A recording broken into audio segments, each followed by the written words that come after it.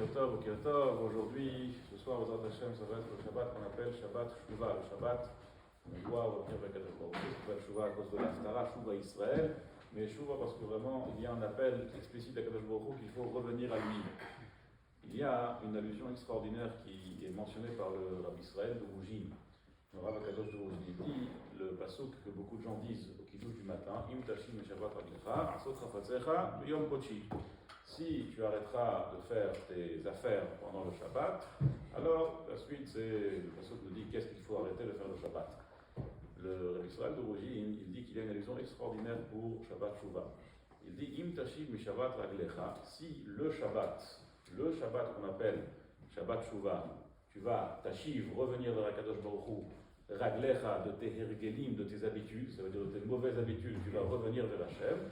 Asot chafatzecha beyom kochi, Akadosh Baruch Hu fera ce que tu souhaites le jour kadosh, le jour saint.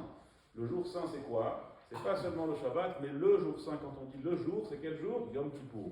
Ça veut dire que si on fait Tchouva pendant Shabbat Tchouva, alors on a une promesse d'Akadosh Baruch Hu, Asot chafatzecha beyom kochi, qu'il fera ce que l'on souhaite, tout ce que l'on désire pendant Yom Kippour, tout ce qu'on demande à Akadosh Baruch Hu pendant Yom Kippour, on a une promesse qu'il nous fera si on fait Shabbat comme il se doit. Le Sfatem dit une autre allusion très jolie sur Shabbat Tchouva, qu'il y a la Gemara dans un Sechet Shabbat, dans le traité de Shabbat, d'Afkouf Tutret 118, elle dit que si les Juifs avaient gardé le premier Shabbat de la création, alors aucune nation n'aurait pu régner sur le clan d'Israël dans toute l'histoire. Si on avait gardé le premier Shabbat de la création, malheureusement ça n'a pas été fait, et le premier Shabbat de la création, comme tout le monde le sait, il y a eu le Mekoshesh Etzim, celui qui a coupé du bois, et donc à cause de ça, les nations malheureusement ont régné sur le clan d'Israël à travers l'histoire.